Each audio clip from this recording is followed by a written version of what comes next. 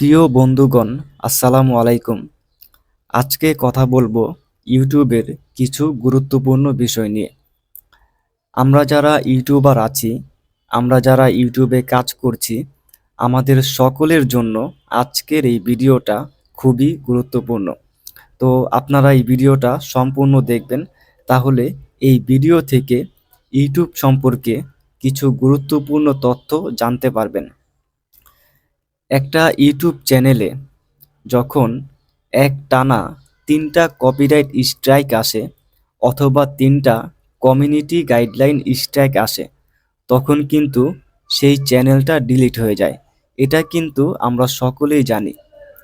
এজন্য আমরা অনেকেই এই অপেক্ষায় থাকি যে আমার চ্যানেলে যদি একটানা ৩টা কপিরাইট স্ট্রাইক আসে অথবা কমিউনিটি গাইডলাইন স্ট্রাইক আসে, তারপর ডিলিট হবে। এছাড়া কখনোই আমার চ্যানেলটি ডিলিট হবে না। তো আমরা অনেকেই এই ধারণা নিয়ে থাকি। তো আজকে যে বিষয়টা নিয়ে কথা বলবো সেটা হলো যে একটা চ্যানেলে কপিরাইট স্ট্রাইক ছাড়া, কোনো রকম কপিরাইট স্ট্রাইক ছাড়াও কিন্তু একটা চ্যানেল ইউটিউব সাসপেন্ড করে দিতে পারে, ডিলিট করে দিতে পারে।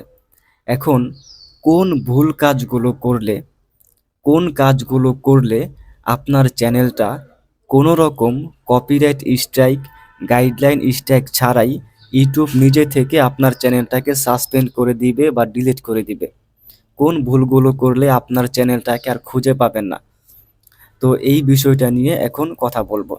আপনি যদি আপনার ইউটিউব চ্যানেলে পর্নোগ্রাফি কোনো ভিডিও আপলোড করেন, যেমন যে সমস্ত ভিডিও মানুষ ওয়েবসাইটে ঢুকে সরাসরি উলঙ্গ ভিডিওগুলো, পর্নোগ্রাফি ভিডিওগুলো, এই ভিডিওগুলো সরাসরি ওয়েবসাইটে ঢুকে দেখে, তো সেই সমস্ত ভিডিও যদি সরাসরি আপনার ইউটিউব চ্যানেলে আপনি আপলোড করেন, তখন কিন্তু দেখা যাবে আপনাকে কোনো রকম ওয়ার্নিং স্ট্রাইক দিবে না, কিন্তু সরাসরি আপনার চ্যানেলটাকে সাসপেন্ড করে দিতে পারে, ডিলিট করে দিতে পারে।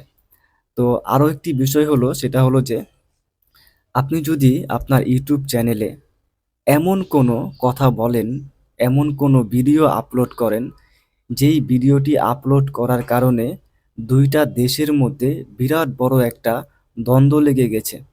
যেমন একটা যুদ্ধ লেগে গেছে, বিরাট বড় একটা দ্বন্দ্ব লেগে গেছে আপনার সেই ভিডিওর কারণে, আপনার সেই কথার কারণে। তো এমন ধরনের কোনো ভিডিও যদি আপনি আপলোড করেন, যেই ভিডিওটার কারণে ২টা দেশের মধ্যে যুদ্ধ লেগে যেতে পারে, ২টা দেশের মধ্যে একটা হাঙ্গামা তৈরি হতে পারে, তো এই ধরনের কোনো ভিডিও যদি আপনি আপলোড করেন, তখন কিন্তু আপনাকে কোনো রকম কপিরাইট স্ট্রাইক দিবে না, কমিউনিটি গাইডলাইন স্ট্রাইক দিবে না। সরাসরি আপনার ইউটিউব চ্যানেলটাকে সাসপেন্ড করে দিবে। একেবারে আপনার চ্যানেলটাকে গায়েব করে দিবে ইউটিউব নিজে থেকে। তারপর এখানে আরও একটা বিষয় হলো, সেটা হলো যে আপনি যদি এমন কোনো কথা বলেন, ভিডিও আপলোড করেন, যেটা ২টা ধর্মের মধ্যে একটা দ্বন্দ্ব সৃষ্টি করে, আপনি এমন কোনো কথা বলছেন, এমন কোনো ভিডিও কন্টেন্ট তৈরি করছেন, যেই কন্টেন্টের কারণে ২টা ধর্মের মধ্যে একটা মারামারি সৃষ্টি হয়েছে, একটা গ্যাঞ্জাম তৈরি হয়েছে। তো আপনার সেই ভিডিওর কারণে, কথার কারণে, আপনি ধর্মীয় বিষয় নিয়ে যদি আপনি এই ধরনের কোনো কথা বলেন, যেটার কারণে ২টা ধর্মের মধ্যে কোনো রকম গন্ডগোল সৃষ্টি হতে পারে, তো এই ধরনের ভিডিও যদি আপনি আপলোড করেন, তাহলে দেখা যাবে ইউটিউব আপনাকে কোনো ধরনের কপিরাইট স্ট্রাইক, গাইডলাইন স্ট্রাইক এগুলো দিবে না। আপনি তো হয়তো এটা মনে করবেন যে যখন আপনার চ্যানেলে কপিরাইট স্ট্রাইক দিবে, গাইডলাইন স্ট্রাইক দিবে, পরপর ৩টা স্ট্রাইক যখন আপনার চ্যানেলে আসবে, তখন আপনার চ্যানেলটা ডিলিট হবে। কিন্তু না, এটা ছাড়াও যে বিষয়গুলো আপনাদের সাথে বললাম, যে কপিরাইট স্ট্রাইক ছাড়াই যে কারণে চ্যানেল ডিলিট হয়, তো আপনারা যদি এই সকল বিষয়ে ভিডিও আপলোড করেন, যেমন পর্নোগ্রাফি ভিডিও, সরাসরি উলঙ্গ ভিডিও, তারপর হচ্ছে যে এমন কোনো ভিডিও আপলোড করছেন, কথা বলছেন, যেটাতে ২টা দেশের মধ্যে একটা গন্ডগোল তৈরি হতে পারে, অথবা আপনি ধর্মীয় বিষয় নিয়ে এমন কোনো কথা বলছেন, যেটার কারণে ২টা ধর্মের মধ্যে একটা গন্ডগোল সৃষ্টি হতে পারে, এই ধরনের ভিডিও আপলোড করলে হবে কি, আপনাকে কোনো স্ট্রাইক দিবে না, কিন্তু সরাসরি আপনার চ্যানেলটাকে সাসপেন্ড করে দিবে।